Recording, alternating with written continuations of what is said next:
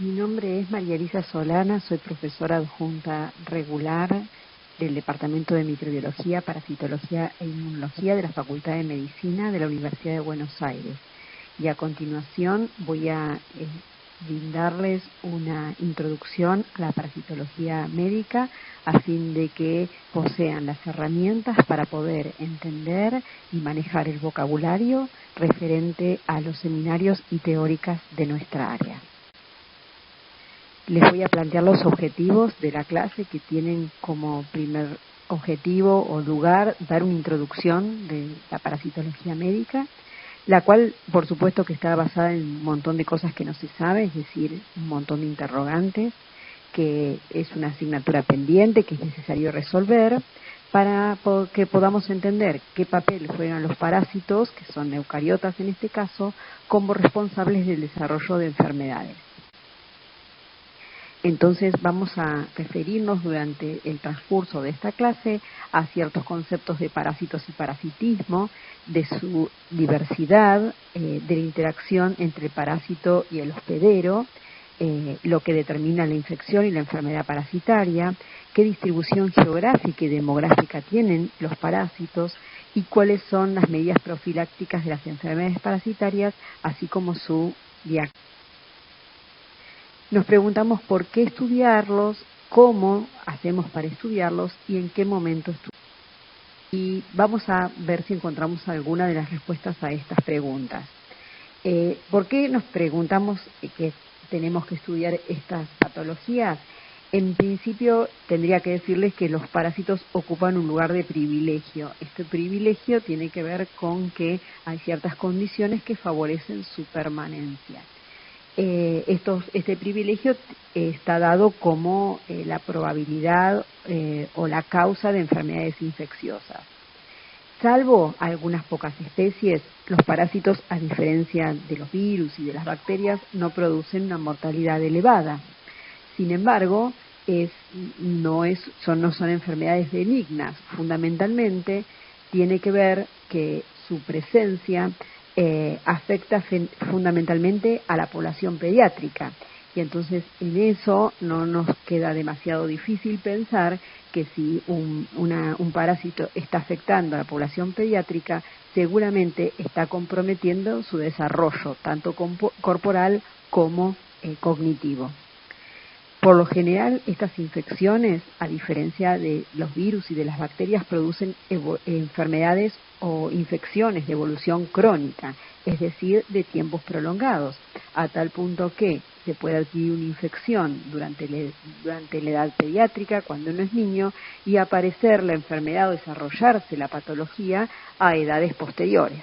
Para que quede claro esto, les tendría que contar como ejemplo la enfermedad de Chagas, en donde ustedes saben que los más afectados son gente de 30 a 40 años, en donde comienzan con algunos de ellos con compromiso cardíaco en forma de arritmias y alteraciones de la conducción del impulso nervioso en el corazón, y esto no se da porque adquirieron la infección la semana anterior, 15 días, un mes antes, sino que es una infección que seguramente el portador del Trypanosoma cruzi lo ha adquirido durante su infancia a través de la picadura de la vinchuca, pero la patología aparece hasta décadas después de haber adquirido la infección, es decir, de haber incorporado o ingresado el parásito en el organismo.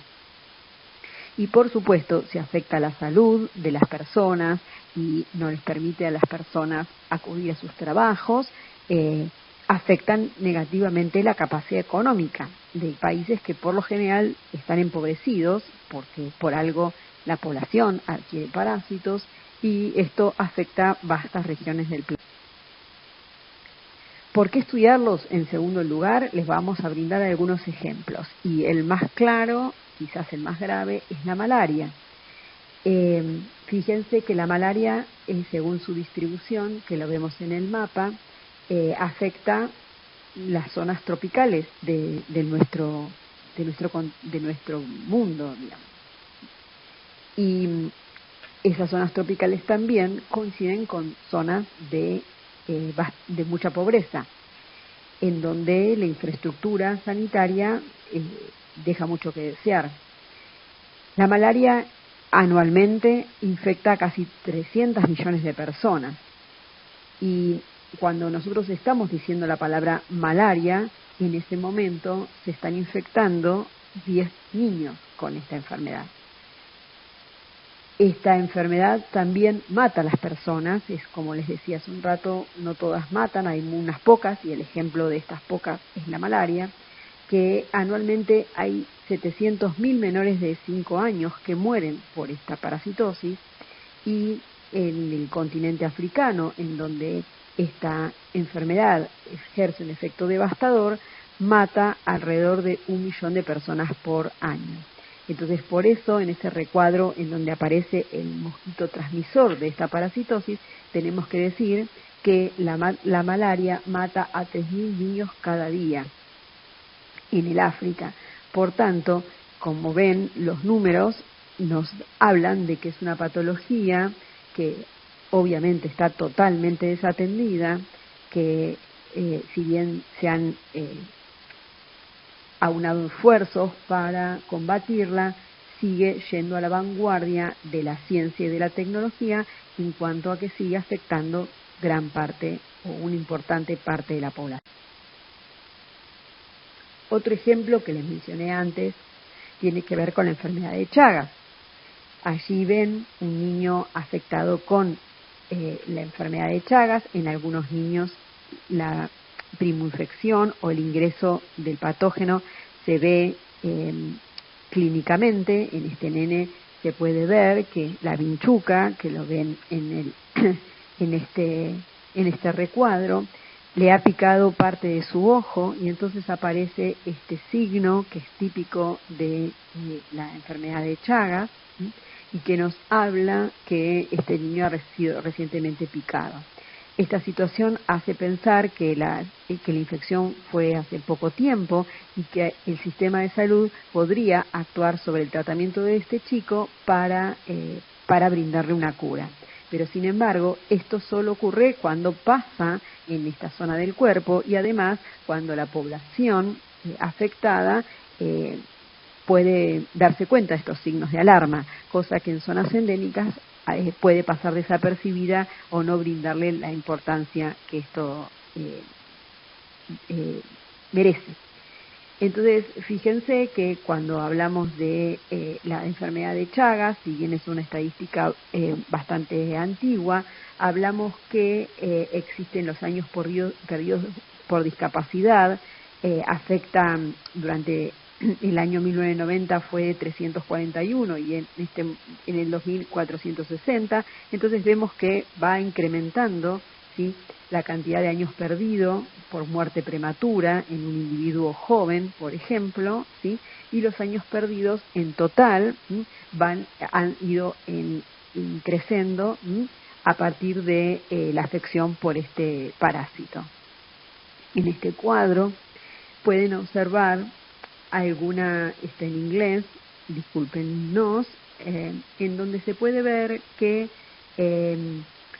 el número de poblaciones de riesgo, entonces ven durante la década del 80, en el año 2005 y en el año 2010.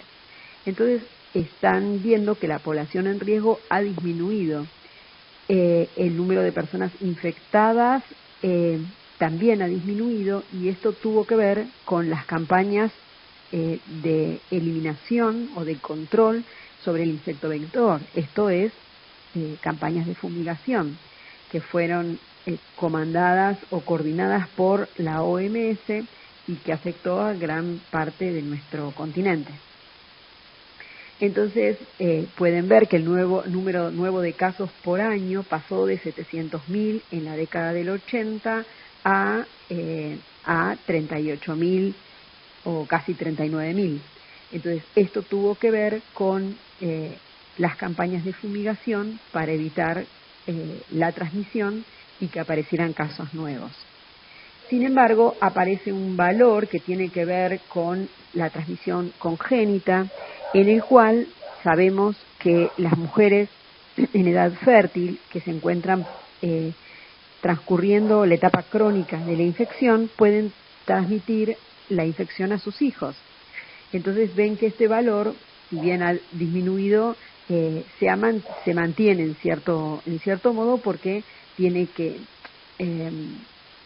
la fumigación tiene que actuar sobre niñas, sobre el efecto de transmisión en niñas que luego sean mujeres que puedan transmitir la infección a sus bebés. Entonces, como si queda claro que la transmisión vectorial pasó de 41.000 en el año 2000 a 2005, 5 años después, bajó a 29.000, casi 30.000, con lo cual también está hablando de una disminución en la transmisión. Entonces, por supuesto que el número de casos se mantiene constante de 12.500 a 12.000, porque esto es intrínseco de la capacidad del parásito de producirlo. Vamos ahora a los helmintos. Vemos que más o menos todos ellos, los helmintos, recuerden que son los gusanos que pueden afectar la capacidad productiva de la población, y entonces pueden ver que más o menos tienen la misma distribución en edad, que eso afecta a los adultos, ¿sí? Y que todos ellos afectan más o menos en la misma escala, ¿sí? Tanto sea la ascariosis, la tricocefalosis y la uncinariosis, ¿sí? Entonces, viéndose los mayores de 15 años afectados por la presencia de estos parásitos por acumulación, básicamente. Bueno, esta diapositiva es un poco complicada de explicar en ausencia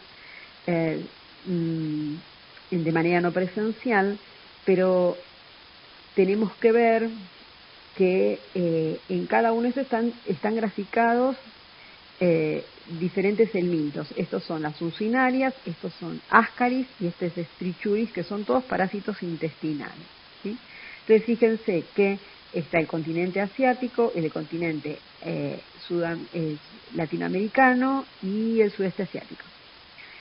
El Asia subsahariana, esto es África subsahariana. Entonces, cuando nos preguntamos cómo estudiarlos, nos vamos a centrar en 4 ejes fundamentales. El primero de ellos es el conocimiento. ¿El conocimiento de qué? Del ciclo biológico, es decir, cada una de las modificaciones y transformaciones que sufre el parásito en su desarrollo, que no es ni más ni menos que la ontogenia o el desarrollo de ese parásito. Entonces, esto es fundamental porque cuando nosotros tenemos que hacer el diagnóstico a una persona, a un paciente, estamos con un eslabón de los hospedadores que pueden formar parte de ese ciclo biológico.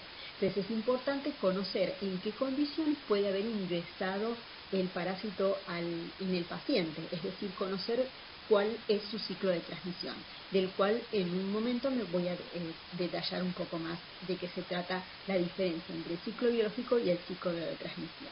Entonces, es fundamental que el médico sepa cuál es el ciclo biológico para saber qué estadio ha ingresado, en qué condiciones ha ingresado, mediante qué conducta, por ejemplo, y además entender cuáles estadios evolutivos del parásito se encuentran presentes en el hospedador. Y entonces, para eso es fundamental que podamos comprender la morfología y la función que ejerce cada uno de esos estadios en el hospedador. Entonces, podemos entonces así comprender estas características para poder inferir, por ejemplo, sus mecanismos patogénicos. ¿Por qué me digo esto? Porque muchas veces, muchas de esas estructuras, ¿sí?, que presentan estos parásitos contribuyen a su acción patógena.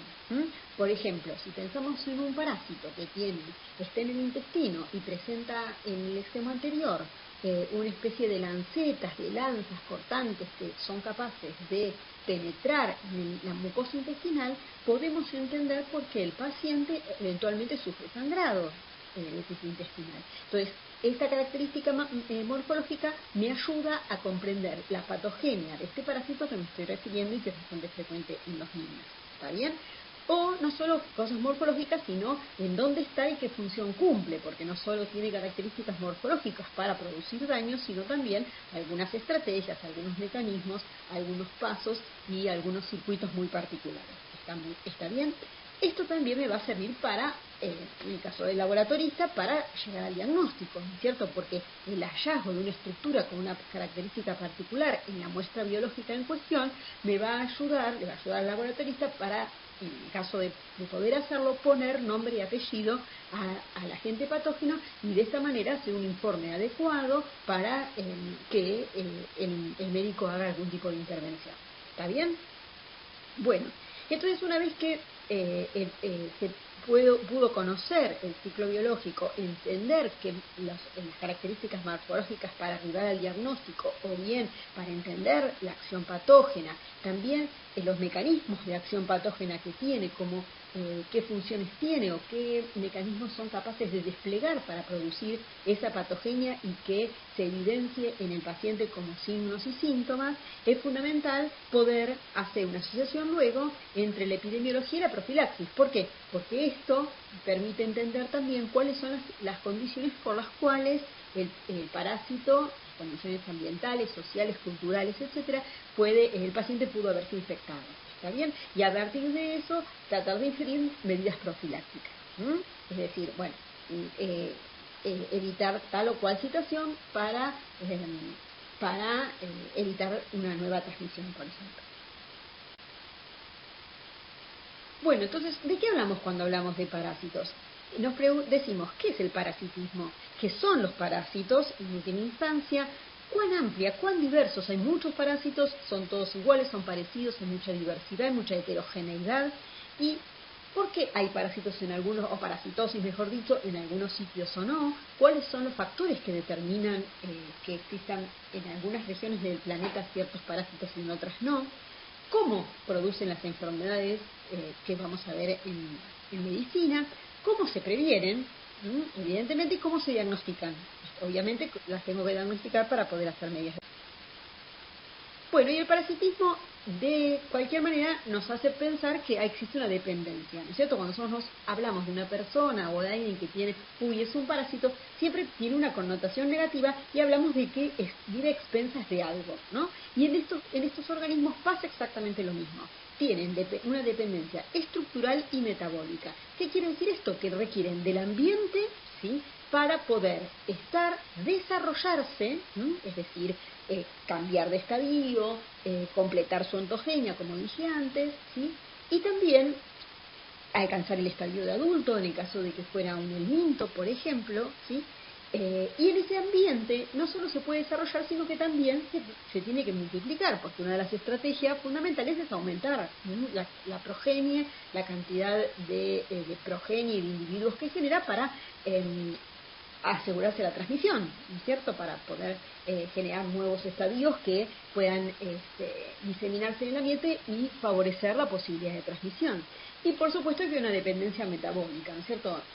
Los parásitos están en determinados ambientes y consumen nuestras propias proteínas, nuestros propios nutrientes, nuestras propias macromoléculas. ¿Está bien? En algunos casos, desde ese consumo se evidencia la clínica. Bueno, entonces el parasitismo como tal es una asociación biológica, en donde un ser vivo, una especie de ser vivo, o una población se aloja en otra de diferente especie. De esa especie, que es el hospedador, se alimenta y puede llegar a causarle daño. No lo ejerce siempre el daño, ¿sí? Porque como vamos a ver, las infecciones parasitarias son de curso crónico. Entonces, esta cronicidad le permite al parásito desarrollarse, aumentar la probabilidad de encuentro con el siguiente hospedador, por ejemplo, y por supuesto que no es una alternativa muy inteligente, conducir a la muerte del hospedador en forma inmediata, porque no se asegura de esta manera la transmisión. ¿Estamos? Siempre la transmisión requiere de una conducta de parte del hospedador para poder adquirir la infección, ¿sí? Entonces decimos que tiene la capacidad potencial de producir daño. Entonces esto lo marca claramente el comensalismo, que ya lo conocemos en cuanto lo vieron en bacteriología como parte de la microbiota normal, en donde se presenta cuando dos especies se asocian de tal forma que solamente una de las dos obtiene beneficios al alimentarse de la otra, pero no ejerce ningún tipo de daño en ella, ¿no es cierto? Entonces es el típico caso del comensalismo donde no hay patología, digamos, desde el punto de vista médico. En este caso no hay patología, salvo ciertas circunstancias en que el hospedador no es capaz de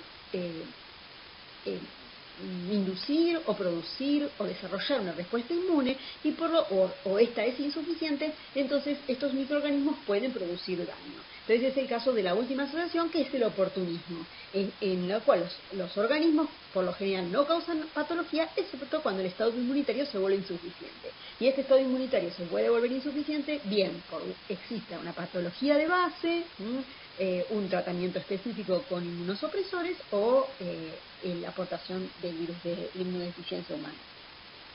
Y por supuesto la simbiosis, que no da para la medicina, sí para la biología, que dos especies están tan asociadas que no pueden vivir sino en esta asociación.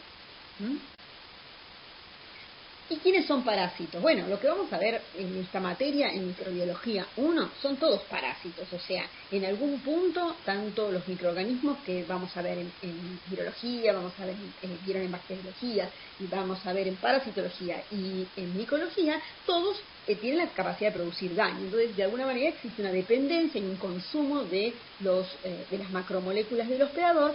Por lo tanto, existe un sentido general de parasitismo en el cual tanto los priones, los virus, las bacterias, algunos hongos, algunos protozoos o protistas y algunos animales pueden ser parásitos. Pero en nuestra área, a quienes vamos a estudiar son individuos eucariontes, es decir, aquellos individuos que están formados por una o muchísimas células que tienen características de eucarionte, es decir, que tienen un núcleo organizado. Entonces, con esta palabra que acabo de decir, dejamos obviamente a los virus, porque ni siquiera forman una célula, a las bacterias que viven en la rotación anterior, y nos centramos en los hongos y en los protozoos y en los animales. Los hongos los vamos a ver en micología porque tienen unas características muy particulares a tal punto que forman un reino en la naturaleza especial. Entonces lo vamos a ver en micología y vamos a ver en esta rotación tanto protistas, o que se llaman también, son los protozoos, y algunos animales. Entonces acá les presento los dos actores de esta obra de teatro, que es el parásito, que obtiene claramente beneficio, y el huésped u hospedador, en que eventualmente sufre un perjuicio por la presencia del primo. Entonces, para redondear académicamente, la definición de parásito es que es un ser vivo que habita en la superficie o en el interior de otro denominado hospedador, del que obtiene sustancias nutritivas y el medio ambiente adecuado para desarrollarse y o multiplicarse, y al cual puede llegar a producir daño. Entonces vamos por la definición. Todo ser vivo que vive en la superficie o en el interior. Por tanto, vamos a ver algunos individuos que están sobre la superficie del cuerpo, o por ejemplo en la epidermis, o en nuestras faneras, digamos, en los pelos o en cualquiera de los accesorios de nuestra epidermis. Entonces vamos a ver artrópodos, ¿no es cierto? Entonces entran los ácaros que producen sarna, los piojos que producen pediculosis, ellos también son parásitos. El resto están en el interior, es decir, en cualquier tejido, en el tubo digestivo, en la sangre, etc. Del que obtiene sustancias nutritivas, obviamente, y el medio ambiente para desarrollarse, es decir, continuar el desarrollo, porque es probable que en diferentes compartimentos del cuerpo encontremos diferentes estadios de este mismo parásito, ¿sí? Y en algunos casos también multiplicarse, ¿no? Aumentar el tamaño poblacional, digamos, y al que puede producir daño. Entonces la parasitología estudia solo parásitos eucariontes, tanto protozoarios, que son los organismos unicelulares, formados por una sola célula, y los metazoarios, que son los animales, y en este nombre de metazoarios incluimos a los helmintos, que son los gusanos, que vamos a ver luego, algunos de ellos, y a los artrópodos. Bueno, y acá está el árbol filogenético de la vida, digamos, de los seres vivos.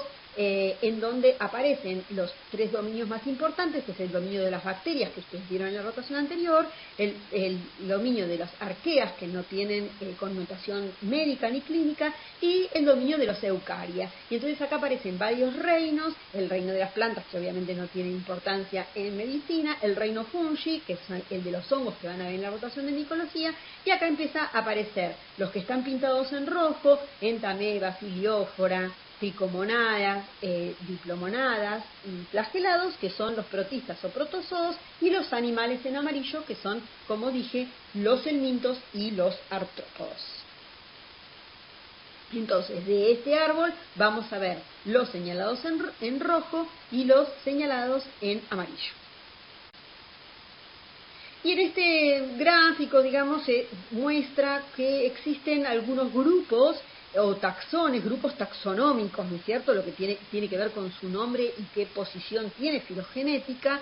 Entonces vamos a ver que algunos son más diversos, ¿sí?, en cuanto a la cantidad de taxones que componen este grupo, y esto sobre el eje de las X, y sobre el eje de las Y vamos a ver de este grupo cuántas especies parásitas, porque hay muchísimos organismos que son de vida libre, que no lo van a estudiar ustedes, sino que se estudia en la carrera de biología, no se estudia acá en medicina. Entonces les muestro, por ejemplo, acá un grupo que dice Sarcodina. Tiene muy pocos taxones y la verdad que la proporción de especies parásitas ven que es muy baja.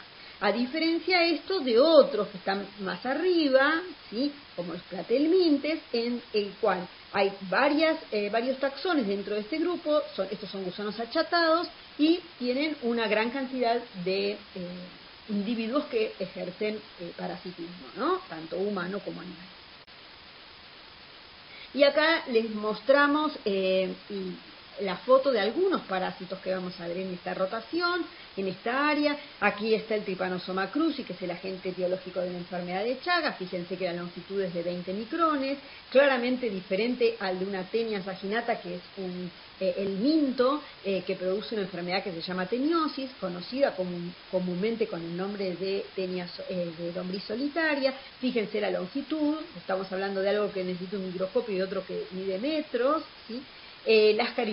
Ascaris lumbricoides, que es otro gusano, pero en este caso es redondeado, que tiene 10 a 15 centímetros, y el Sarcoptes cabiei, que es el agente etiológico de la sarna, que mide entre 150 y 400 micrones de longitud. Entonces, ahora vamos a ver cómo los clasificamos. Primero los parásitos y vamos a clasificar a los hospedadores. En cuanto a los parásitos, decimos que son obligatorios aquellos que viven en forma permanente en el hospedador. Entonces, requieren de esta situación de parasitismo permanente para poder crecer y desarrollarse. No tiene situaciones facultativas de vivir en el medio ambiente. Es un parásito obligado, no tiene posibilidad de desarrollarse fuera. ¿Sí? Desarrollarse, esto es crecer, aumentar de tamaño, cambiar de estadio, no lo puede hacer. Necesita estar dentro de un hospedador, dentro o en la superficie de un hospedador. ¿Está bien? Bien. Y hay otros que son facultativos, es decir, su vida pasa por lo general ser una vida libre, pero si las condiciones le son propicias o ingresa en un hospedador, son capaces de demostrar su capacidad patogénica, es decir, mostrarse como patógeno, de producir daño. El ejemplo es una ameba, que de vez en cuando aparece así en las noticias, así como muy amarillas, en donde dice ameba mortal. Hace un par de años, creo que en Bahía Blanca se había descrito algunos casos. ¿Qué pasa? Estas amebas pueden vivir en cuerpos de agua, ¿sí?, tanto en arroyos, etcétera, pero también en piletas de natación. ¿Estamos? Entonces, cuando no está muy bien clorada el agua, estas amebas pueden persistir viables. ¿Qué pasa si una persona está nadando en este cuerpo de agua dulce o en una pileta y ingresa a través de la nariz esta ameba? Esta ameba tiene la capacidad de atravesar la placa cribosa y ¿a dónde creen que va? Al sistema nervioso. Y en muy poco tiempo, en una situación extremadamente aguda, es capaz de dar una encefalitis mortal, en el cual es difícil diagnosticarlo porque es tan infrecuente que los médicos no piensan en ella. Entonces, ella por lo general se vive y se multiplica en el ambiente. Pero si por casualidad ingresó en un hospedador, produce patología. Es como que hace un switch, ¿sí?, hacia esa capacidad patogénica. Según la topografía, un poco les conté hace un rato, los llamamos ectoparásitos a los superficiales y endoparásitos a los que se encuentran en los tejidos, que pueden ser tanto protozoos como helmintos. Y según la localización tendremos los de tubo digestivo, los de sangre y los de tejidos con un nombre característico para cada. Bueno, acá están fotos que las vamos a ver a lo largo, o imágenes que vamos a ver a lo largo de la cursada, en donde vemos los ectoparásitos. Acá tenemos el clásico piojo, acá tenemos el ácaro de la sarna, y esto es una larva de mosca que a veces puede alojarse en los tejidos superficiales de la piel de las personas y de los animales. En cambio, vemos otros que están en el interior, como la teña que está en el tubo digestivo, esa teña de 5 metros, esto que les estoy mostrando es solo el extremo anterior. Este parásito que es Toxoplasma gondii, que es unicelular y que produce la toxoplasmosis, y este es un patógeno, tiene flagelos, también microscópico, que produce vaginitis en las mujeres.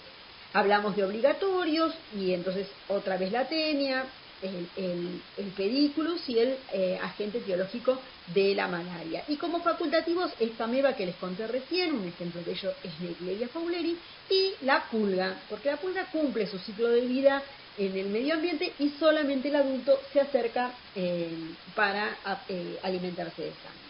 Bueno, protozoos, es decir, organismos unicelulares, Trypanosoma, Giardia, que es un protozoo intestinal, helmintos intestinales y tisulares, como ven acá dentro de un tejido muscular, y artrópodos, como mencioné hace un rato. Bueno, ahora que conocemos las características de los parásitos, hablemos de los hospedadores. Y vamos a definir dos tipos de hospedadores fundamentales, definitivos e intermediarios. El hospedador definitivo es el hospedador en el cual el parásito es capaz de alcanzar la madurez y reproducirse asexualmente. Les conté que los parásitos son microorganismos, organismos, mejor dicho, microscópicos o no, realmente complejos. Entonces, muchas veces necesitan pasar por diferentes hospedadores hasta encontrar el ambiente adecuado para desarrollarse como estadio adulto.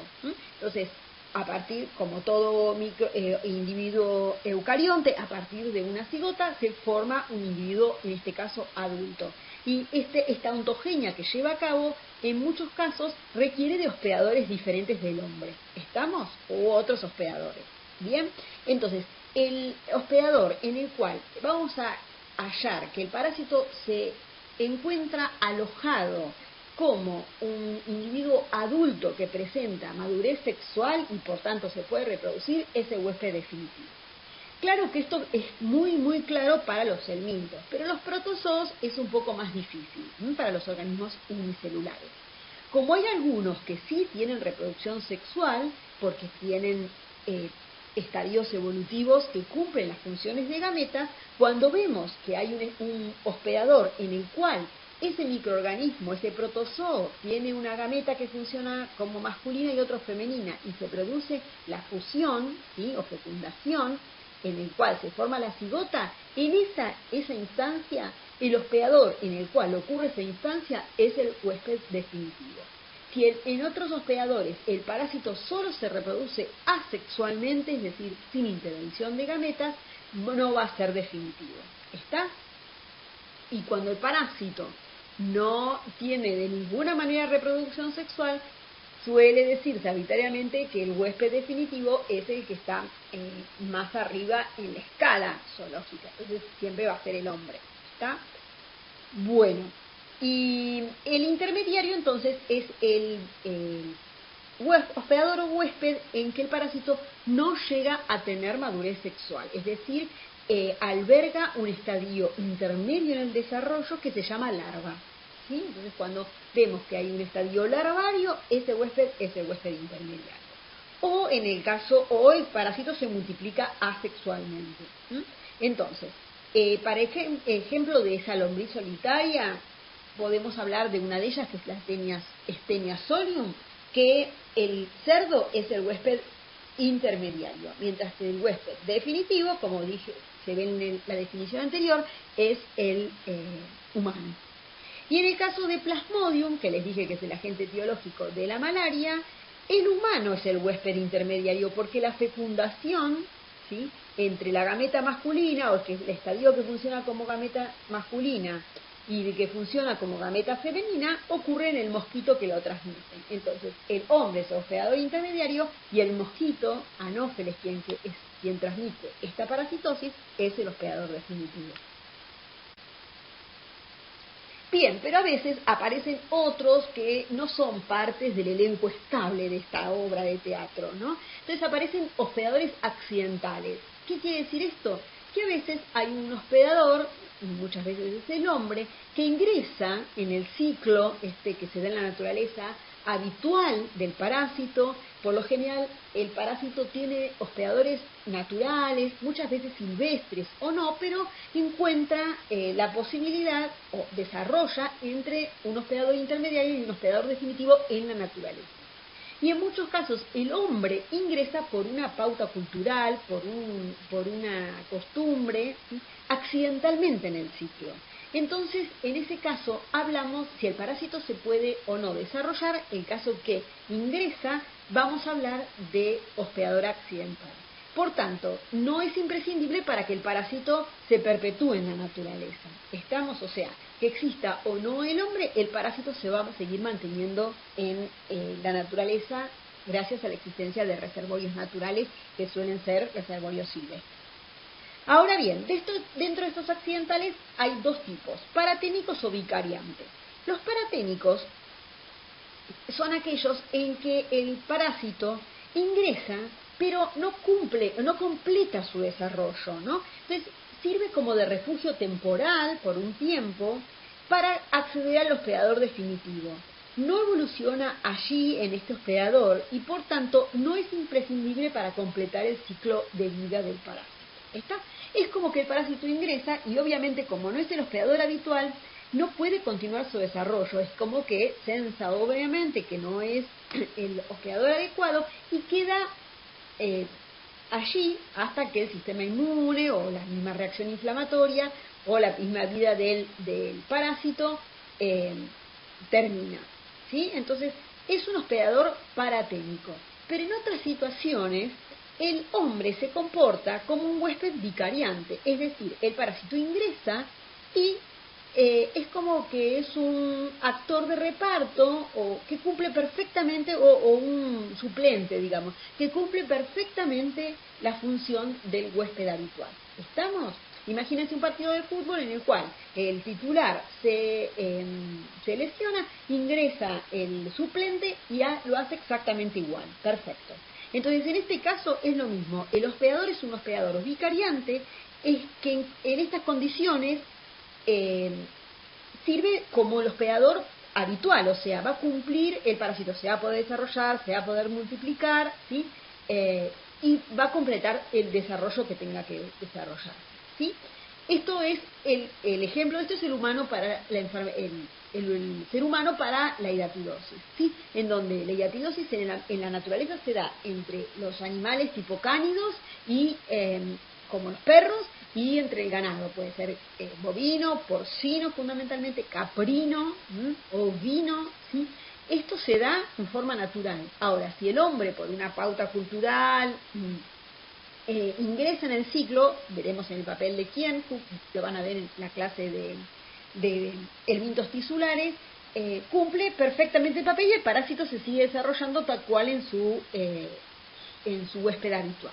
Entonces, es un huésped accidental de tipo vicariante. En el caso de que el parásito no se desarrolle, es como que se metió y dijo, no, yo acá no tendría que haber entrado, es un huésped paraténico o solo de transporte.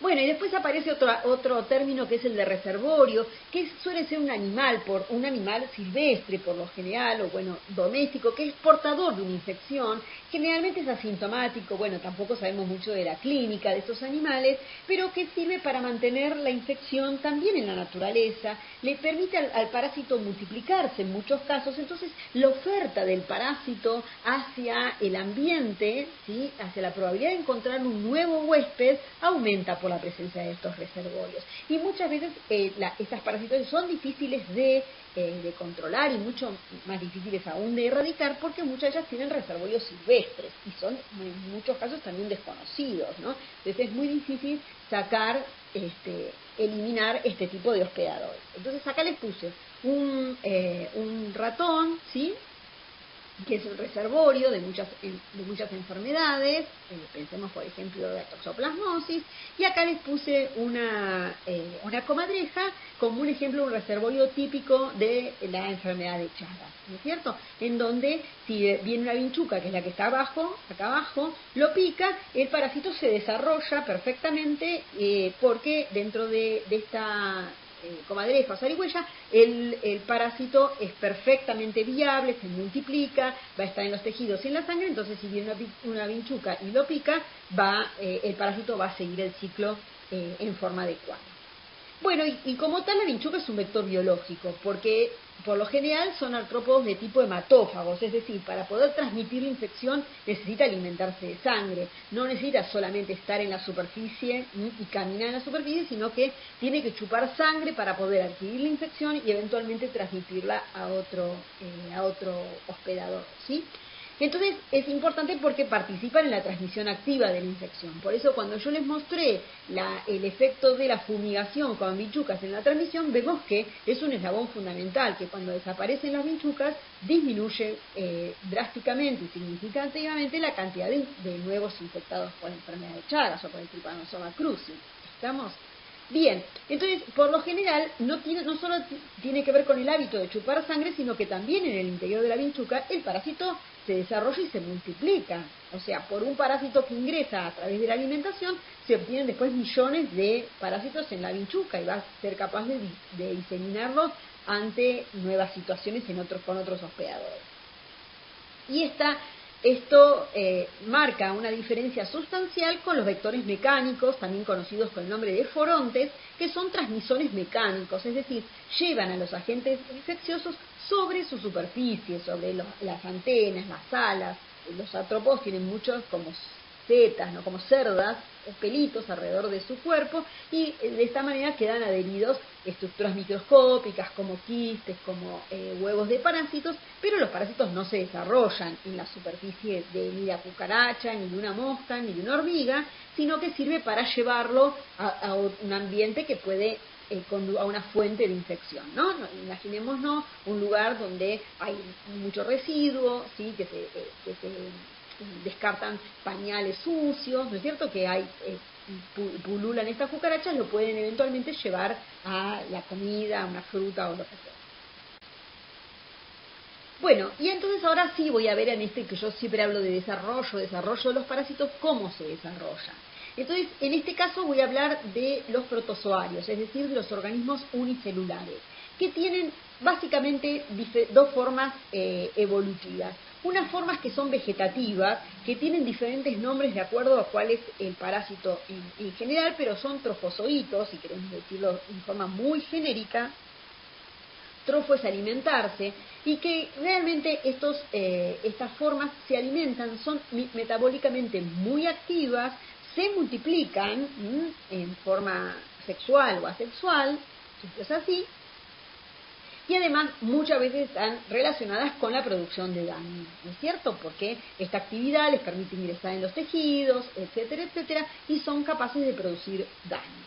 Son llamados trofozoitos en forma general, es una de las formas evolutivas o estadios evolutivos de los parásitos unicelulares, como les acabo de mencionar, ¿sí? Y en muchos casos también son móviles, como ven en este ejemplo de esta giardia que estoy mostrando, un trofozoito, ven que tiene flagelos porque tienen movilidad, se multiplican, algunos asexualmente, otros sexualmente, o las dos cosas, ¿sí? Y como vuelvo a decir, son metabólicamente muy activos. Esto lo hace bien diferente del estadio de quiste. El quiste es un estadio de resistencia. Quiere decir que cuando las condiciones no son propicias, estos parásitos se rodean de una cubierta, por lo general rica en quitina, ¿sí? Y pueden persistir así durante mucho tiempo. Es el típico estadio encargado de la transmisión, es el estadio que va a soportar condiciones ambientales recontracambiantes, ¿no? Como pueden ser las condiciones ambientales. Entonces, si vemos parásitos, por ejemplo, intestinales, hablamos de los quistes que son diseminados o que salen al exterior con la materia fecal y quedan allí en el ambiente hasta que viene un nuevo hospedador y lo consume a partir del agua que lo transporta o la comida o la verdura o lo que fuera que lo transporta. ¿Estamos? Acá dice quiste y ooquiste porque algunos quistes provienen de una reproducción sexual previa. Entonces ese prefijo o quiere decir huevo que viene de la cigota. Bueno, en el caso de los helmintos tenemos dos tipos. Tenemos el grupo de los cestodes y de los trematodes que forman en conjunto el grupo de los gusanos achatados, es decir, de los platihelmintes.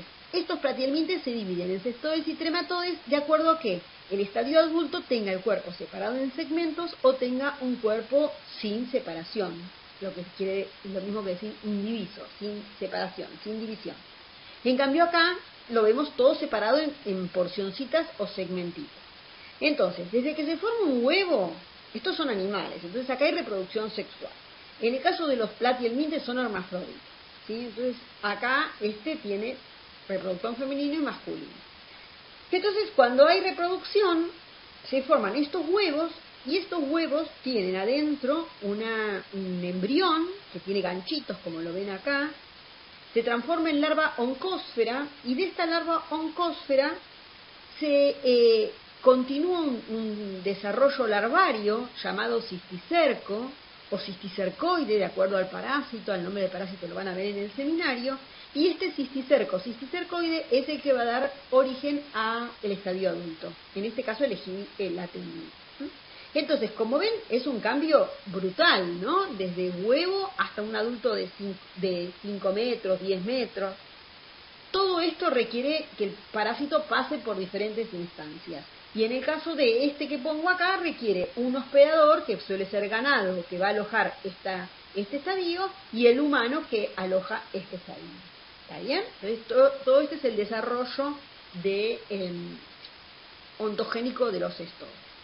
En el caso de los trematodes esto es aún más complejo, porque del huevo, es un huevo que a veces tiene una tapita, sale una larva que por lo general sale cuando este huevo está en contacto con un cuerpo de agua, con un arroyo, con una laguna, se abre y aparece una larva que nada, que se llama miracidio, en busca del hospedador intermediario que suele ser un caracol acuático.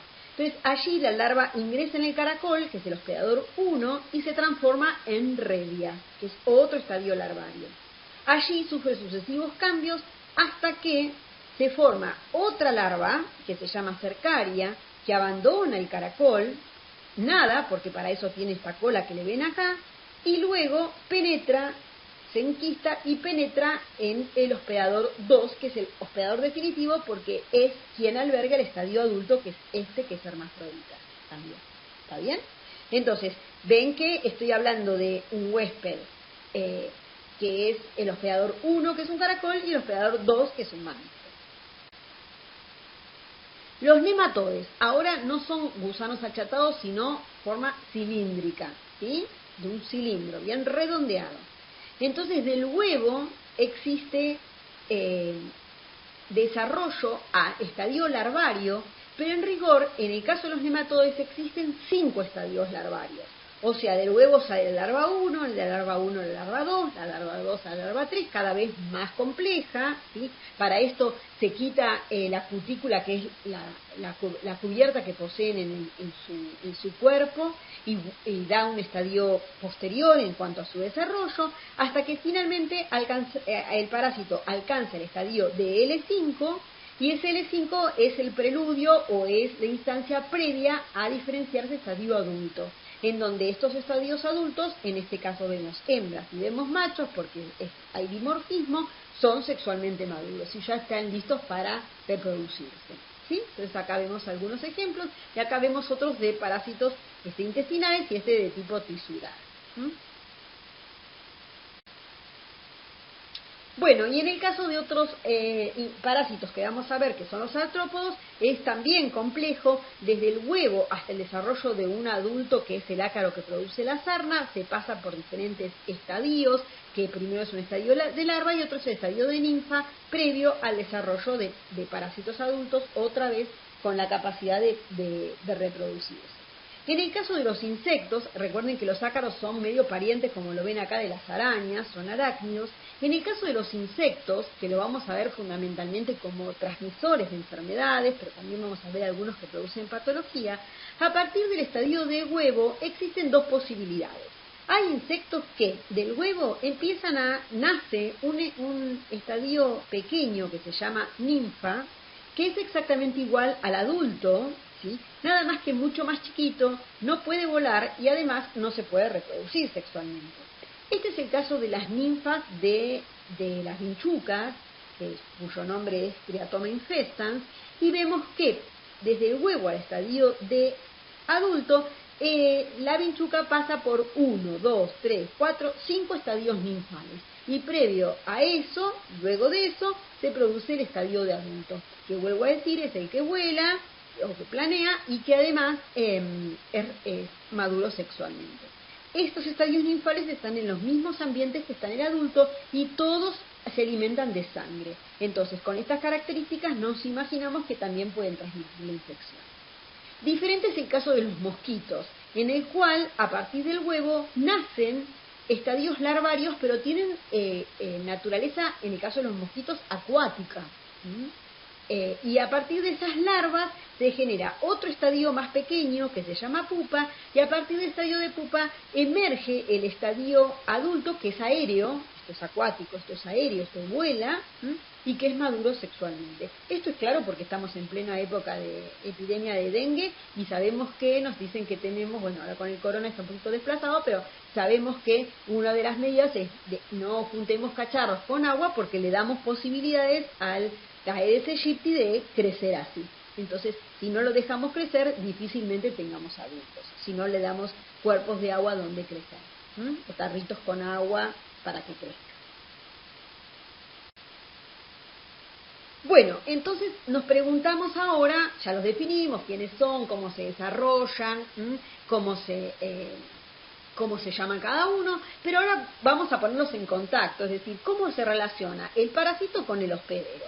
Y ese encuentro entre estos dos especies es causal y estocástico, es decir, es probabilístico y a veces es causal, es decir, puede haber conductas de las personas que lo lleven a estar infectados, ¿no es cierto? Ciertos hábitos o pautas culturales o situaciones que los hacen encontrarse, ponerse en encuentro y el parásito establecer la infección en las personas. Por supuesto que depende en gran medida de la densidad de la población, esta probabilidad de encuentro, ¿no es cierto? Entonces, esto es claro, si hay muchos individuos, la probabilidad de encuentro es mayor, tanto del parásito como del hospedero. También las variables geográficas, teniendo en cuenta que algunos parásitos necesitan ciertas condiciones, no para vivir en el humano, que todos somos los humanos, digamos, nuestra fisiología es semejante, pero sí para subsistir. Yo hace un rato hablé de parásitos que pueden estar en el ambiente, ¿sí? Que pueden ser vehiculizados con la materia fecal, obviamente en condiciones donde hay frío, etcétera, etcétera, es más difícil resistir que un ambiente donde hay humedad, hay materia orgánica, etcétera. Ni que hablar de aquellos que tienen estadios en el ambiente, ¿sí? Hay algunos elementos que desarrollan estadios libres en el ambiente y obviamente no lo van a poder hacer en lugares que sean muy salinos, muy áridos, sin materia orgánica, van a requerir ambiente propicio que tiene que tener ciertos lugares, con cierta humedad, con cierto clima, en cierta latitud y en cierta altitud también, ¿no es cierto? Esto es una serie de variables ambientales que requiere para su desarrollo, ¿sí?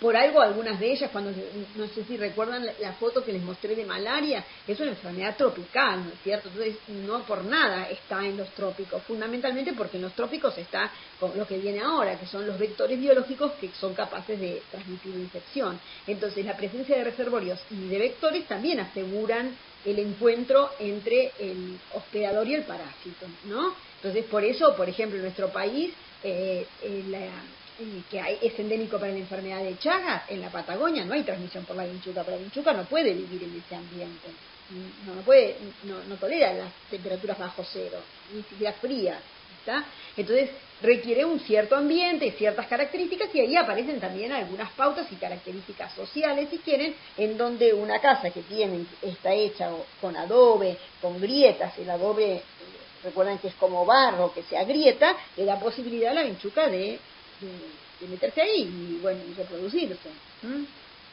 Bueno, después además de encontrarse, ahora se tienen que reconocer, ¿no es cierto? Y existen interacciones de tipo ligando-receptores, son receptores físicos o químicos que aseguran que en forma adecuada el parásito ingrese en este hospedador, ¿no es cierto? Dijimos que cuando les conté los vectores biológicos, ahí hay una asociación súper específica, no cualquier mosquito transmite el dengue, no, caso de infección viral, ¿no? No cualquier mosquito transmite la enfermedad de Chagas, la malaria y no cualquier artrópodo transmite la enfermedad de Chagas. Entonces es una asociación sumamente específica.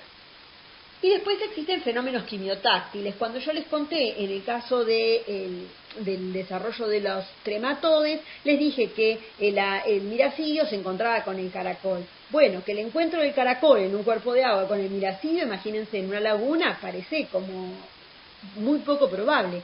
Sin embargo, existen moléculas que permiten la atracción, ¿no? de secreción que permite la atracción del miracidio con el hospedador intermediario, que es un caracol de agua dulce para esta especie de parásitos.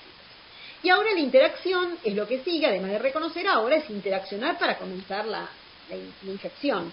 Y esta interacción puede ser específica o semiespecífica.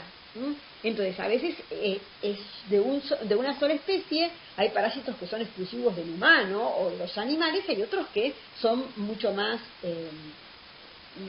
amplios en la cantidad de especies que parasita. Y evidentemente, si son muchas las especies que parasita, es que usan receptores sumamente ubicuos en la naturaleza, que están en todos lados y que le permiten infectar. Bueno, entonces esta interacción depende un poco del ciclo de vida, ¿no es cierto? Porque, por ejemplo, si es un ciclo de vida indirecto, necesitará el parásito reconocer a un huésped intermediario y un huésped definitivo para poder llevar a cabo todo su desarrollo. Esto hace que el parásito en estas instancias tenga diversos estadios evolutivos, ¿no es cierto? Porque una cosa es el parásito o estadio que se va a desarrollar en el huésped definitivo y otro en el huésped intermediario, ¿no es cierto? Esto es por lo complejo de los ciclos de vida que tienen ellos, ¿no? También en la diversidad de hospederos, ¿no? Lo que les contaba antes. Por ejemplo, les contaba de la malaria. La malaria, las especies que producen malaria humana solamente infectan al mosquito, que se llama Anófeles, y al humano. No infecta otros animales, ni mamíferos, ni nada.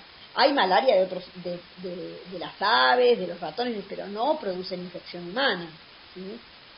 No es específica. En cambio, un pariente de él, que es el primo cercano, que es Toxoplasma infecta al hombre, infecta al gato, infecta al pajarito, infecta a la rata, infecta al leopardo, infecta a la vaca, infecta a la cabra, a cualquier mamífero. Entonces ven que la interacción no es tan específica como en el ejemplo anterior.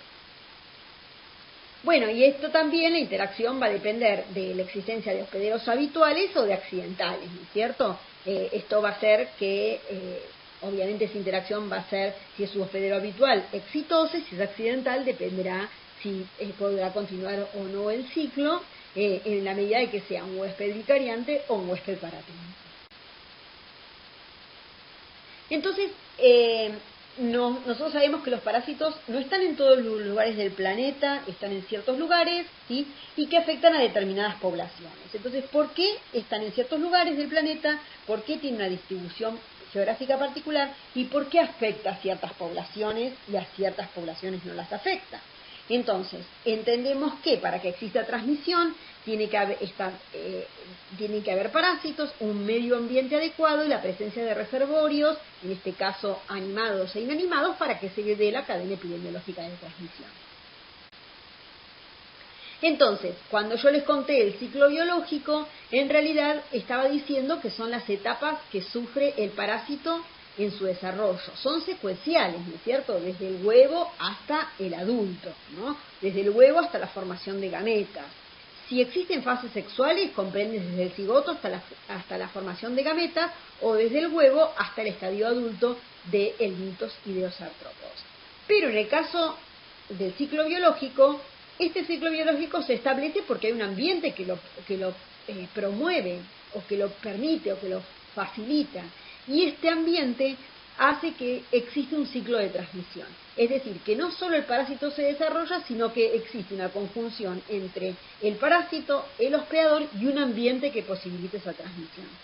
Acá ven una vivienda típica hecha de adobe, en donde hay cerca de esa vivienda hay una especie de corral hecho con maderas, en donde se tienen a los animales, y es un lugar muy propicio para que se alojen y que vivan y que se reproduzcan las vinchucas. No solamente acá, en las paredes de adobe, sino también en estos corrales que se construyen alrededor del domicilio, por eso se llama peridomiciliarios.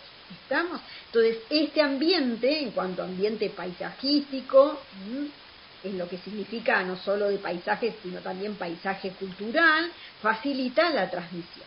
Y acá vemos, por ejemplo, cuando hablamos de los parásitos que son eliminados con la materia fecal, ¿qué pasa si toda esta basura en el cual es eliminada materia fecal de animales o pañales, etcétera, etcétera, son arrastradas con la lluvia, en una instancia de lluvia, o por vectores mecánicos hasta el agua o hasta la alimentación, ¿sí?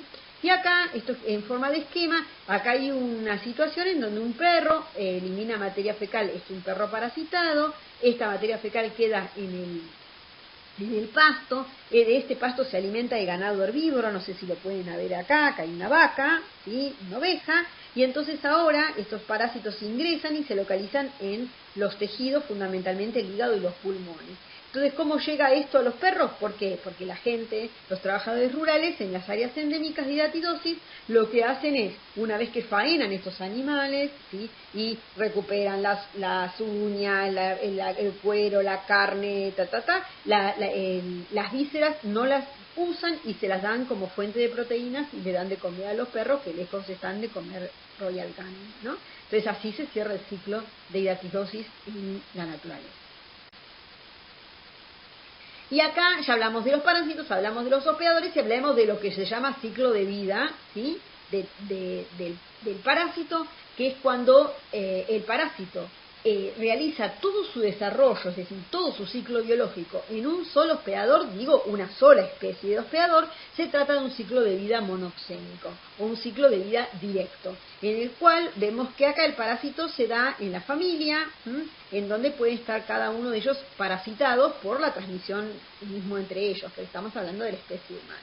Pero en cambio, si estamos hablando de un ciclo de vida indirecto o heteroxénico, el parásito realiza todo su desarrollo en más de un hospedador. Entonces tenemos acá el ganado, que está infectado, que elimina huevos. Estos huevos, recuerdan que liberaban, si estaban en una laguna o en un lago o un arroyo, liberaban este miracidio que ingresa en el caracol. Del caracol sale la larva y esta larva se enquista en la vegetación que circunda al arroyo y es fuente de alimento obviamente para el ganado herbívoro. Entonces acá vemos dos especies, en este caso el ganado bovino y la especie caracol. Bueno, ¿cuáles son características propias del parásito que condicionan su transmisión? Por un lado, su virulencia y su patogenicidad, es decir, qué capacidad tiene de producir infección, ¿no es cierto? Y esto de alguna manera depende de la cantidad. Entonces hay algunos que son mucho más patógenos o más virulentos y se requiere un inóculo menor, de otros que requieren mayor cantidad para poder establecer una infección exitosa en el hospedador. Pensemos en el hospedador humano. También no solo es intrínseco de su capacidad de generar una infección, sino también del medio ambiente, porque algunos requieren pasar por el medio ambiente o que el medio ambiente les permita su subsistencia, en tanto y en cuanto se encuentren o tengan la probabilidad de encontrarse con el hospedador.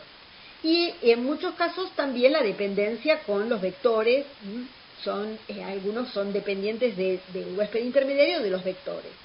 Por ejemplo, cuando les conté, vuelvo al ejemplo de Chagas, que la transmisión de Chagas está en parte condicionada porque existan vinchucas, porque son dependientes de ellas. Ahora bien, el Trypanosoma cruzi, además de transmitirse por las vinchucas, dijimos que se transmite por transfusión sanguínea o en forma congénita, dije al principio de la clase. Entonces, tiene como mecanismos redundantes, pero sin duda en zona vectorial el más exitoso es la vinchuca, la picadura del insecto vector y la transmisión vectorial. Bueno, entonces, ¿por qué tiene una particular distribución geográfica? Existen factores genéticos y ciclos biológicos y de transmisión propios del área geográfica. Bueno, los factores genéticos tienen que ver con diversidad intra e interespecífica. Cuando digo de esto, estoy hablando de que existen, por ejemplo,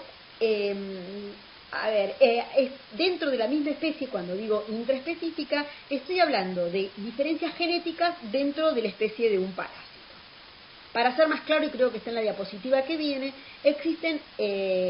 hay un parásito, una de las especies que produce malaria humana, y de hecho la que produce mayor mortalidad, es Plasmodium falciparum. Plasmodium falciparum tiene además, hay mucha variabilidad genética, y existen cepas que son resistentes a los fármacos que se usan habitualmente para el tratamiento de la malaria. Y entonces vamos a ver que en el mundo existen Plasmodium falciparum, y algunos presentan genéticamente farmacoresistencia y otros no, son sensibles a los tratamientos con antimaláricos.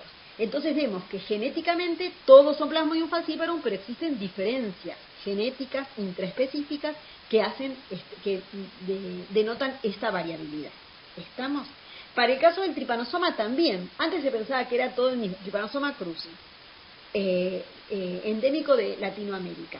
Todo es Trypanosoma cruzi, sin embargo podemos hoy, gracias a técnicas de biología molecular, saber que en México hay un Trypanosoma cruzi y en el cono sur hay otro Trypanosoma cruzi que pertenece a otro linaje, genéticamente es diferente, sin embargo exitosamente mantiene la infección en los humanos y en los reservorios y en los vectores en México, y exitosamente el que está acá con los vectores y con los reservorios que hay, por ejemplo, en la Argentina. ¿Y por qué es esto? Porque el escenario paisajístico, los reservorios, las condiciones en las que viven las vinchucas, por ejemplo, son diferentes en México que acá. Entonces hay una adaptación genética de un Trypanosoma que es Trypanosoma cruzi, pero genéticamente es diferente.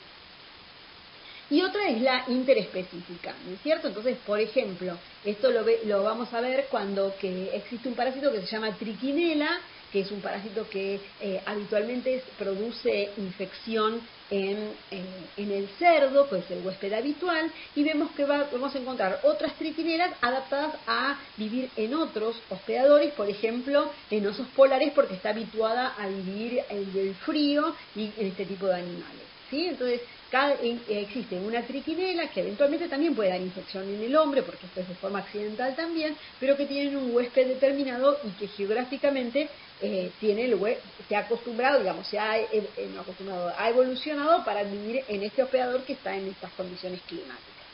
Entonces, ahí les conté la diferencia en los factores genéticos que determinan que existan haya variabilidad dentro de la especie o interespecífica. También existe diversidad de hospedadores, ¿no es cierto? No, como les decía, y de reservorios no es lo mismo, quizás todos son vinchucas, no son los mismos los transmisores acá que en México o que en Colombia o que en Brasil. Y en todos los casos hay humanos infectados con Trypanosoma cruzi porque el parásito es Trypanosoma cruzi, ¿sí? Y después hablamos de un determinado ciclo biológico y de transmisión dado por la presencia de un ambiente propicio para la transmisión, que es el ecosistema, en el cual lo vamos a hacer amplio esto, ¿no? Desde el punto de vista geográfico y también cultural, si quieren.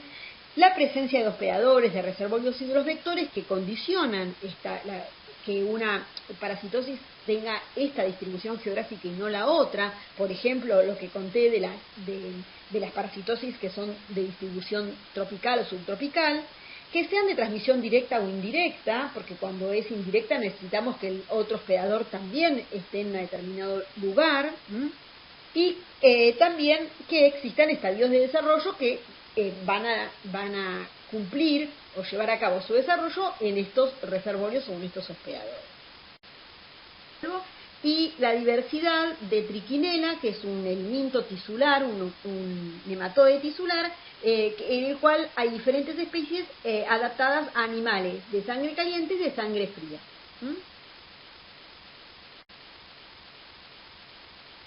Bueno, ¿qué son los ciclos biológicos y de transmisión y qué utilidad tiene su conocimiento? Bueno, van a ver que cada vez que demos algún seminario o las mismas teóricas, van a ver que siempre vamos a estar hablando del ciclo de vida.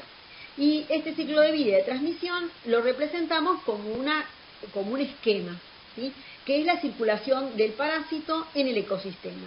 Entonces tengo que decir paso a paso qué desarrollo tiene el parásito en el ambiente y en el hospedador, ¿no es cierto? Entonces, voy a tener que nombrar los hospedadores que forman parte del ciclo de transmisión, diciendo qué estadio se desarrolla en cada hospedador y también eventualmente si existen estadios que se desarrollan en el ambiente.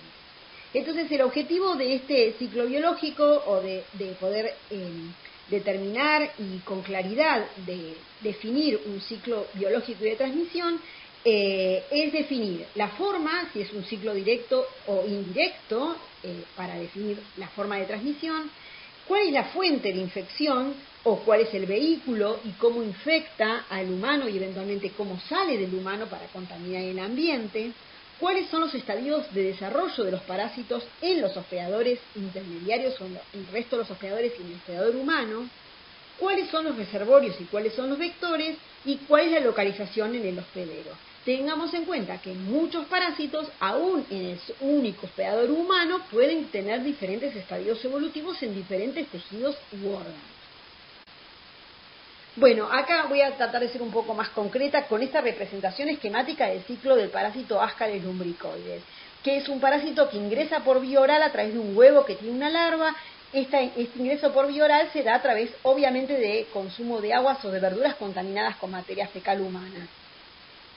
Entonces, acá el parásito ingresa y cuando llega al intestino se libera esta larva, pero no está lista para desarrollarse adulto, sino que atraviesa el intestino y de allí pasa al hígado y de allí pasa a los pulmones. En los pulmones va por circulación, entra en lo que conocemos como las vías respiratorias inferiores, en los alvéolos pulmonares.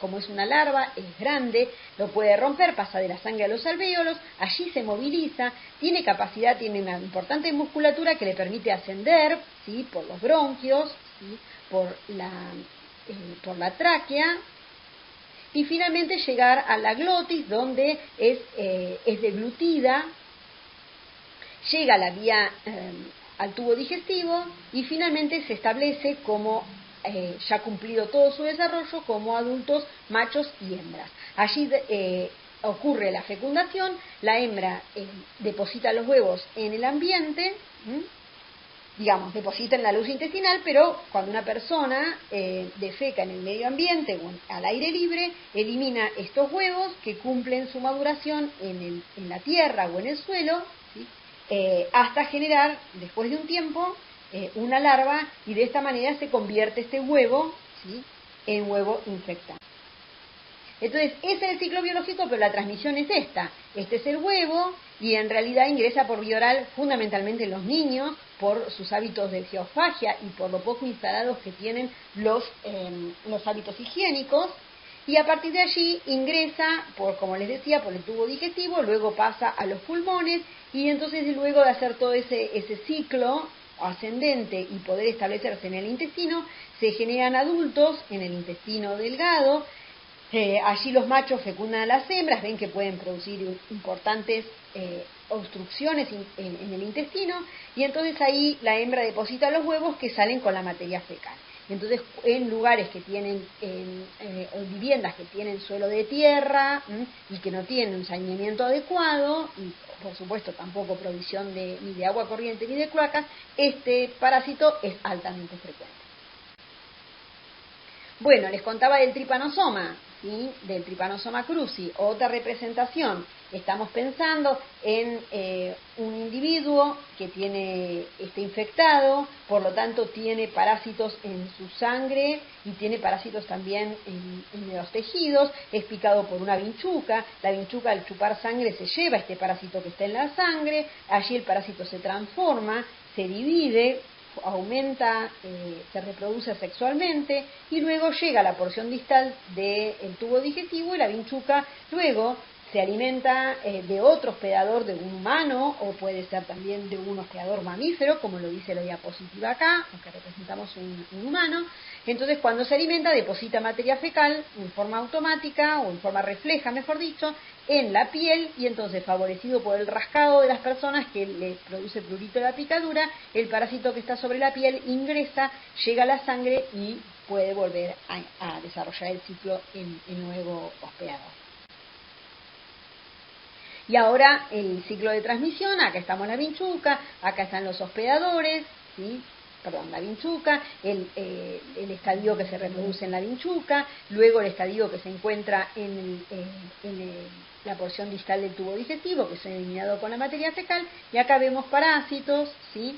En los tejidos, vemos parásitos en la sangre, ¿sí?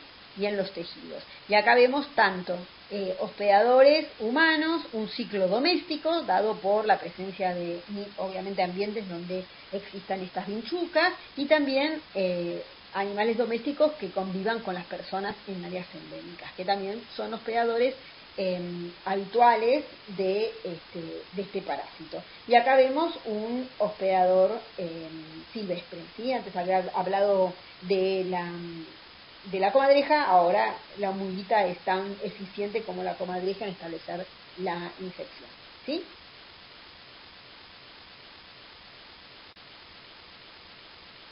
Bueno, entonces, ¿por qué los parásitos tienen, era la segunda pregunta, dijimos una distribución geográfica, ahora hablamos de una distribución demográfica particular, es decir, por qué afecta a determinada población y a otras no, y algunos son factores individuales y otros factores poblacionales. Los factores individuales tienen que ver con el genotipo de cada persona, entonces más allá de este genotipo hay factores epigenéticos que hacen que se aparezca un fenotipo determinado que lo haga susceptible o resistente a la infección. Y por supuesto existen factores poblacionales que también tienen que ver con la genética de la población en un área determinada, pero también factores económicos y sociales que condicionan esto, ¿no es cierto? Entonces, si hay niños desnutridos en un lugar, es más probable que se infecten, ¿sí? Si hay individuos que un grupo, los niños que no tienen buena higiene personal también son más propensos a adquirir infecciones intestinales, ¿sí? O, como conté, si estamos hablando de una población que carece de saneamiento adecuado, de cloacas, de agua potable, de pisos de cemento o de paredes de ladrillo, y de revoque, son factores sociales que están condicionando esta transmisión. Y por supuesto que factores económicos, ¿no? Porque todo esto está íntimamente relacionado. Entonces, esto habla del grado o el nivel de exposición tanto personal de las personas como de las.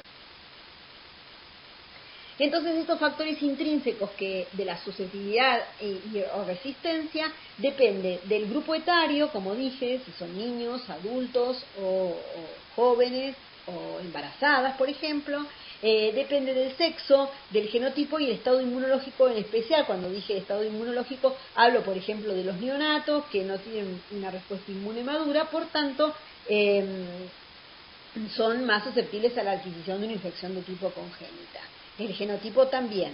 Entonces, es lo que dice acá abajo, la respuesta inmune adquirida no está muy desarrollada en fetos y neonatos y son más susceptibles a la infección. El estado, hablé del embarazo, también es una respuesta inmune que está modulada por las hormonas y que, como saben, para evitar el rechazo del desarrollo fetal, existe una inmunomodulación hacia los antígenos paternos que expone el embrión de tal manera de evitar el rechazo, ¿no? Porque ahí hay algo extraño que es la parte antigénica paterna que tiene el embrión. Entonces hay toda una modulación inmune durante el embarazo para evitar esto. Entonces esto también condiciona cuando se instala una infección o hay una infección preexistente. Este tipo de respuesta que tiene a ser de tipo TH2 condiciona ciertas infecciones. Por supuesto que también los antígenos de histocompatibilidad y la expresión de ciertos receptores de linfocitos T, y por supuesto que las enfermedades de origen genético también promueven o hacen a las personas más susceptibles o resistentes. Bueno, por supuesto que susceptible y resistente no es absoluto, nadie ni es totalmente susceptible ni totalmente resistente, porque para que se dé una infección es multifactorial, no depende de solamente la existencia de, sino que un conjunto de situaciones que conllevan, que dan como resultado el estado de infección, ¿no es cierto? Entonces, lo que yo les quería decir es que existen algunas poblaciones que tienen anemia. Como les contaba, la malaria es una enfermedad que produce una alta mortalidad y el parásito se aloja en los glóbulos rojos y se alimentan de la proteína mayoritaria, que es la hemoglobina. Entonces, las poblaciones que genéticamente tienen alterada la hemoglobina son ciertamente resistentes a la infección, porque al parásito tampoco le gusta una hemoglobina que está alterada, necesita una hemoglobina normal. Entonces, aquellas poblaciones que tienen talasemia o que presentan anemia falciforme presentan hemoglobinas que dificultan el desarrollo del parásito dentro del eritrocito. Otro ejemplo que dice ahí es, en el caso de Plasmodium vivax, del antígeno sanguíneo DAFI. Este antígeno que está en los reticulocitos de los glóbulos rojos, es el receptor que necesita el parásito para meterse dentro del glóbulo rojo. ¿Estamos? Este parásito que es Plasmodium vivax, que es otro Plasmodium que produce malaria humana. Entonces, las poblaciones que son DAFI negativas son resistentes a la infección de alguna manera. ¿Por qué? Porque el parásito no tiene el receptor para entrar, mientras que quienes lo tienen son susceptibles a la infección. Lo mismo pasa con algunos polimorfismos de citoquinas y la asociación con ciertas formas clínicas de las enfermedades. Bueno, y estos factores, estos son intrínsecos porque son propios de la gente y de las poblaciones, pero algunos que tienen que ver con el ambiente, y son factores extrínsecos que hacen que la población sea más proclive o más susceptible a adquirir una infección. Y esto obviamente son condicionantes económicos y sociales, que hace que las poblaciones que carezcan de agua potable, que carezcan de agua corriente, que no tengan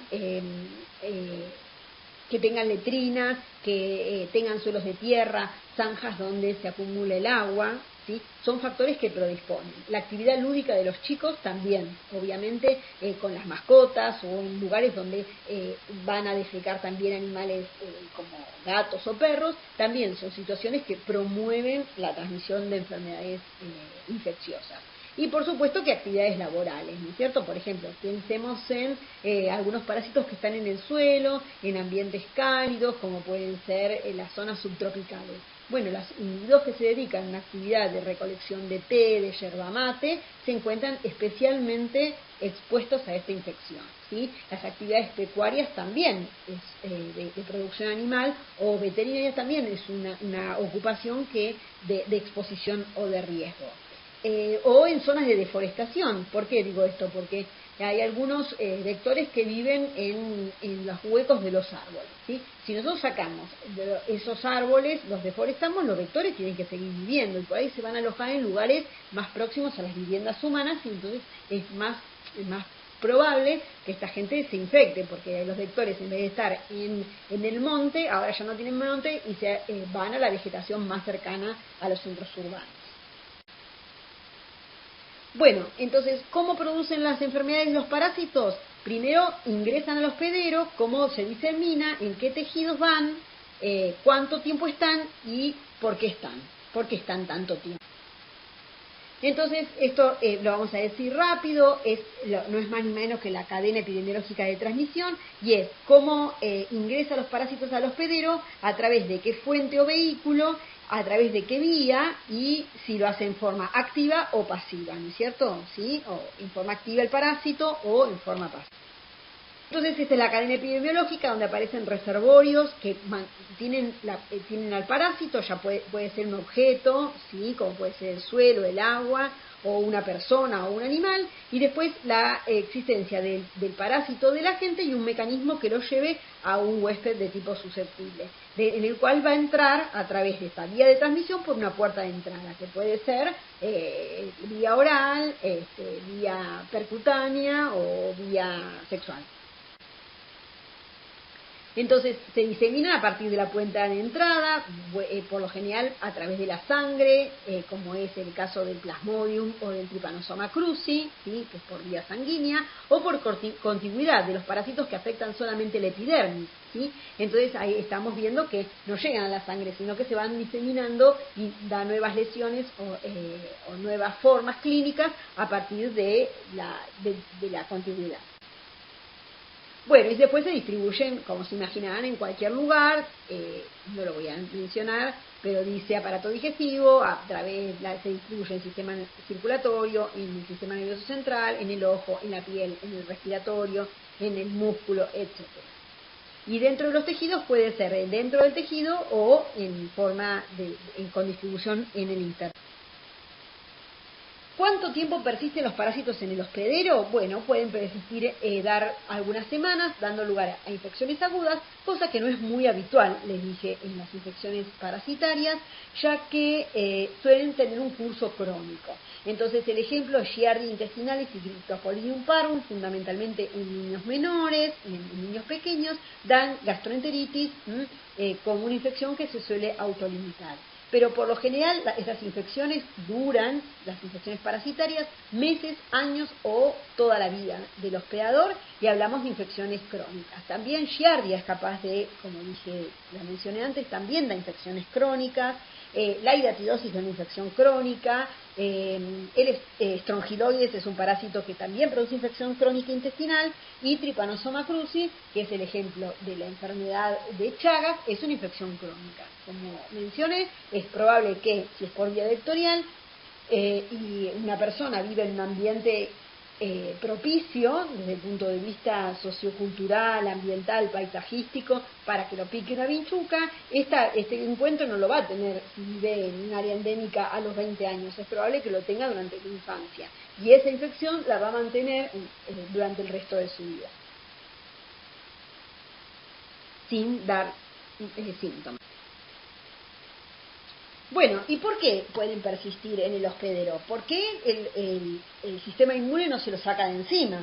Bueno, de alguna manera lo tiene un poquito a raya los parásitos, pero le resulta muy complejo sacárselo de encima. Por un lado, ¿por qué?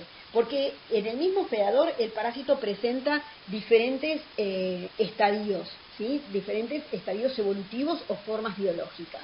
Entonces el hospedador tiene que, el sistema inmune, gastar mucha energía para tratar de controlar a cada uno de esos estadios que pueden tener diferentes localizaciones, ¿sí?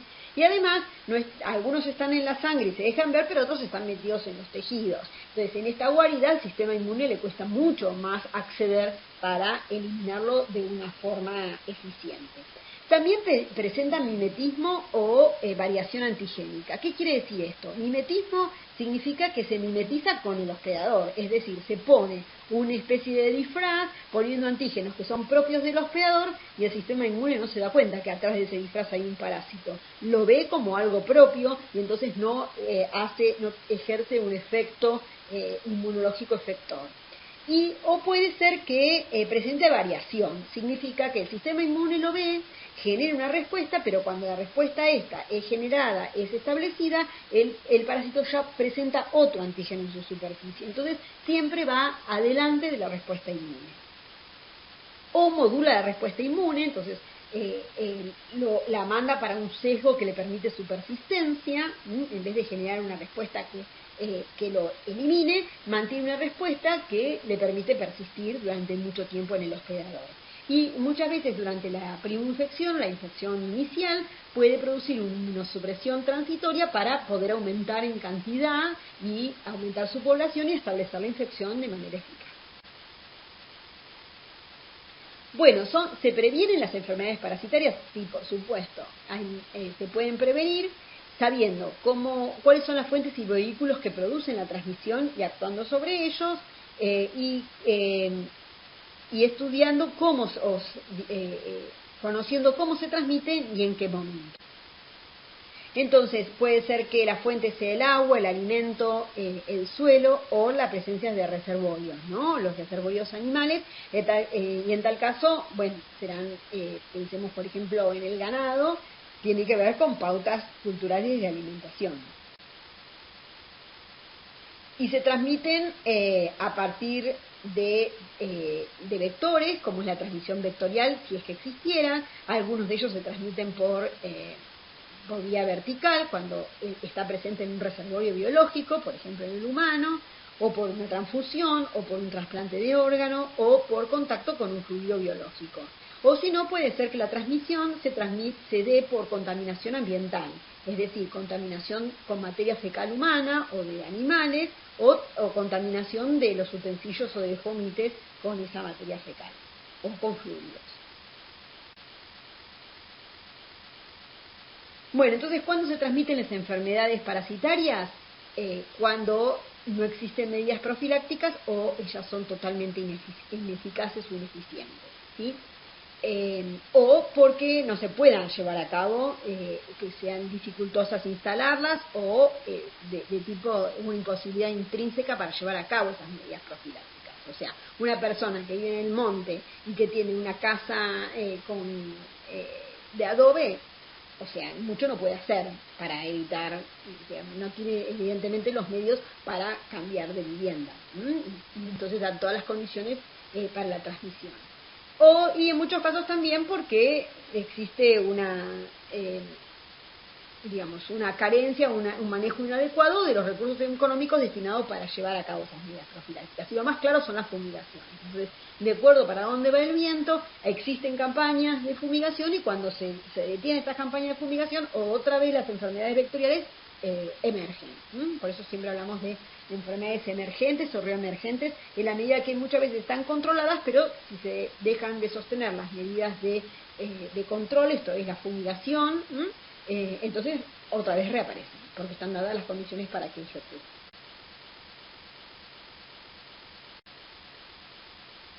Entonces, ¿qué datos contribuyen al diagnóstico presuntivo? Bueno, por supuesto que la interpretación de la patogenia, la interpretación de la clínica, que no es más ni menos que cómo los mecanismos, la expresión de los mecanismos patogénicos del parásito, conociendo el ciclo biológico para poder entender a partir de una anamnesis también las condiciones epidemiológicas, a través de un examen físico adecuado que me permite interpretar también la patogenia, y el desarrollo de estudios complementarios que me ayuden a arribar a un diagnóstico presuntivo a partir de conocer por qué estadio parasitario está en el hospedador, en este caso el hospedador humano, cómo produce daño y cómo ese daño se traduce en signos y síntomas que tienen que ser interpretados por el personal médico. Entonces, ¿qué criterios se emplean para establecer el método de diagnóstico más apropiado? Y decir, bueno, se solicita tal o cual estudio. Primero, conocer la etapa de infección, porque no es lo mismo cuando el parásito recién entró, que se deja ver fácilmente, y otras en etapa crónica, cuando son más difíciles de encontrarlos. Entonces vamos a tener que buscar otra señal de su presencia, que suele ser la respuesta inmune, obviamente. ¿Y cómo se establece la etapa o fase de infección? Por la epidemiología, ¿no es cierto? O sea, la enfermedad de Chagas, si una persona tiene problemas cardíacos, es probable que esté en la fase crónica. Entonces, el diagnóstico va a estar encarado no en la búsqueda del parásito, sino, como dije recién, de la respuesta inmune, de la clínica, y también por criterios que son típicos parasitológicos e inmunológicos en cuanto a la posibilidad de encontrarlos o no en determinadas localizaciones. Entonces, ¿qué muestra vamos a emplear para buscarlo y en qué momento obtenerla? Bueno, el conocimiento primero del ciclo biológico, a ver si tengo que pedirle sangre, si tengo que hacer una técnica mucho más invasiva para encontrarlo, o si muestras de más sencilla obtención van a ser útiles para el diagnóstico. También asignar al paciente un determinado grupo en riesgo, ¿no es cierto? Pensar si es un paciente que se debate entre la vida y la muerte, es probable que se justifiquen maniobras mucho más invasivas que las normales porque necesitamos un diagnóstico pronto para poder instaurar el tratamiento. Y por supuesto que características estructurales y funcionales del parásito, ¿no es cierto? Obviamente si están en el intestino va a ser muy fácil buscar la materia fecal, pero si están en el pulmón, bueno, va a ser un poquito más complejo, ¿no? O en el hígado va a ser más complejo encontrar. Bueno, y a partir de allí se emplean como métodos de certeza métodos directos que me permitan ver al parásito o alguno de sus componentes, por ejemplo su genoma, o métodos indirectos, que son la valoración de la respuesta inmune. Entonces, la pretensión del sistema de salud es identificar con la mayor sensibilidad y especificidad posibles, es decir, cuando digo negativo es negativo, cuando digo es positivo, y si digo positivo es fulanito de tal, en forma específica, con el mayor criterio posible, usando los métodos adecuados que me permitan llegar a esa conclusión. Entonces, también va a ser importante tratar de lograr una gran eficiencia diagnóstica con la menor invasividad, porque si la invasividad pone en juego otras variables. Y depende de la etapa de la infección, como dijimos, si es aguda o crónica, en dónde está el parásito, ¿sí? O la estructura del parásito, cuál es la respuesta inmune del hospedador, si es normal o está inmunocomprometido, y el tipo de muestra y cuál es el momento para obtenerla. Entonces vamos a tener para investigarlos una sospecha de tipo clínica a través del examen físico y de los exámenes de laboratorio de imágenes, y a través de una sospecha epidemiológica. Y entonces empezamos la clase diciendo cuándo estudiamos los parásitos, y bueno, dado que nuestro país tiene cada vez más una localización neotropical, es decir, si antes era subtropical y templado, estamos viendo que cada vez, gracias al famoso cambio climático, su distribución es cada vez más tropical, si no estaríamos hablando del dengue como lo estamos hablando actualmente. Y esta localización posibilita esta transmisión efectiva de un gran número de enfermedades parasitarias y enfermedades infecciosas en general, por eso dije del dengue, y dado el carácter endémico de algunas parasitosis que son independientes del cambio climático, sino que están dadas las condiciones geográficas, sociales y económicas para mantener el ciclo de vida del parásito en forma permanente, y que aparecen otras, dado de la intervención que tiene el humano, no solo por el cambio climático, sino también la intervención humana en el ambiente, como cuando hace un rato hablé de la deforestación, que hace que aparezcan parasitosis emergentes, ¿sí? Que antes por ahí se desarrollaban su ciclo de vida en el ambiente silvestre, pero ahora afecta a los humanos. Entonces, todo esto, junto con muchas de ellas están asociadas a factores de pobreza, es que en países de nuestra región siempre hay que pensar en parásitos como causas de enfermedades.